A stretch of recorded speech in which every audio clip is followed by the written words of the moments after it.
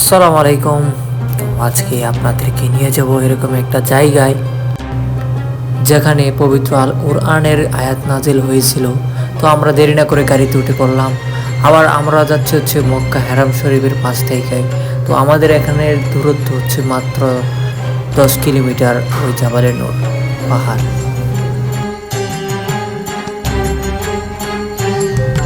তো গায়ে যেতে যেতে সামনেই পড়ে গেল জাবালে নূর।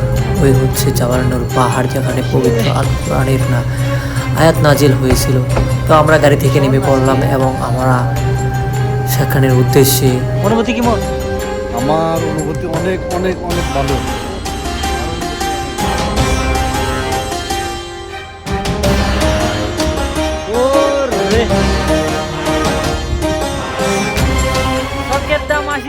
কথায় আছে না, পাহাড় উঠবো।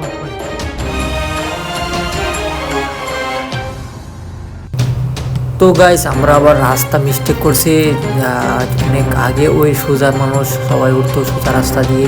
তো এই রাস্তাগুলোটা বন্ধ করে দেওয়ার কারণে আমাদের সেই নতুন রাস্তা দিয়ে যেতে হবে। তো আমরা এখানে আবার ব্যারিকেড দেওয়া বন্ধ করা, তো ওই বন্ধ পাড়ি দিয়ে আমরা ওই নতুন রাস্তায় উঠলাম।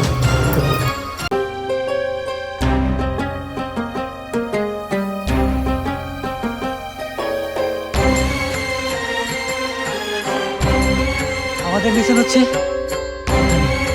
আমাদের বাসা।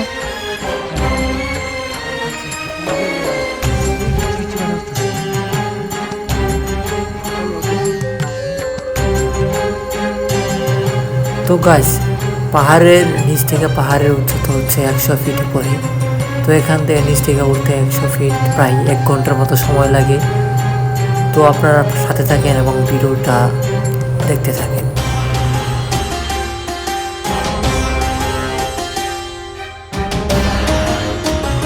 তো গাইস আমরা চলে আসলাম সেই নতুন রাস্তায়। আগেরটা বন্ধ, তাই ওই রাস্তাটা যাওয়া হয় না, আর ওই রাস্তাটা অনেক রিস্ক, এই কারণে আমরা ওই দিক দিয়ে যাই নাই। আমরা এই নতুন রাস্তা দিয়ে উঠতেছি। আর বিকালের ভিউটা মাশাআল্লাহ অনেক সুন্দর ছিল। উপর থেকে তো নিজের শহর, এক একটা শহর বারে হাতের মুঠোয়। তো গাইস ভিডিওটা রানিং করতে থাকেন।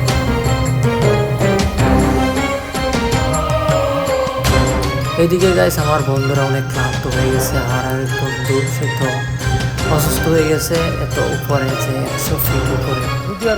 বক বক সারা বছর থাকে, কথা বলবো বেশি, কাজের বেলা নাই, হচ্ছে অবস্থা।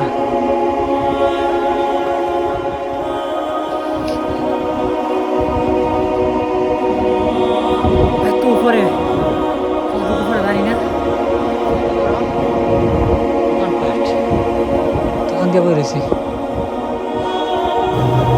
এখানে অনেক বৃদ্ধ মানুষ যারা হাঁটতে পারে না, লাঠি দিয়ে হাঁটে, তারা এই জায়গার মাঝে আসে যে আমাদের নবী ওই জায়গায় ধ্যানরত ছিলেন, আর এখানে পবিত্র কোরআনের আয়াত নাজিল হয়।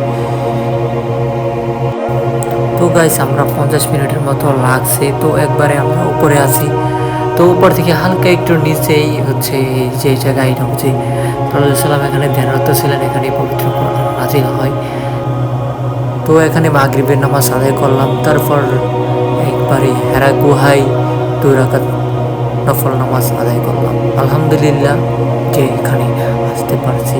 তো যারা আসতে পারেন নাই, যারা মক্কা আছেন বা সৌদি আরব আছেন বা অন্যান্য জায়গায় আছেন, তাদের জন্য দোয়া করি আপনারা আসেন, দেখে যান।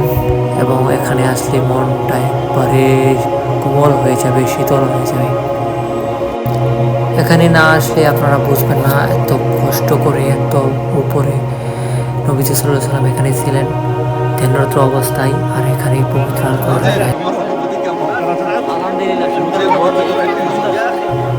যদিও আমি অত কিছু জানি না, আমার এই ছোট মুখে অনেক কথা বলছি, যদিও কোনো ভুল ত্রুটি হয়ে থাকে আমাকে ক্ষমার দৃষ্টিতে দেখবেন। এবং এখানে আমি 2 রাকাত নফল নামাজ আদায় করলাম আলহামদুলিল্লাহ। যারা আসতে পারেন নাই আপনাদের জন্য দোয়া রইল, আর ইনশাআল্লাহ আপনারা আসেন। তো গাইস আপনারা সবাই ভালো থাকবেন, সুস্থ থাকবেন। আবারও পরবর্তীতে দেখা হবে নতুন কোনো ভিডিওতে। তো like this video, subscribe, like, comment, share. আল্লাহ হাফেজ।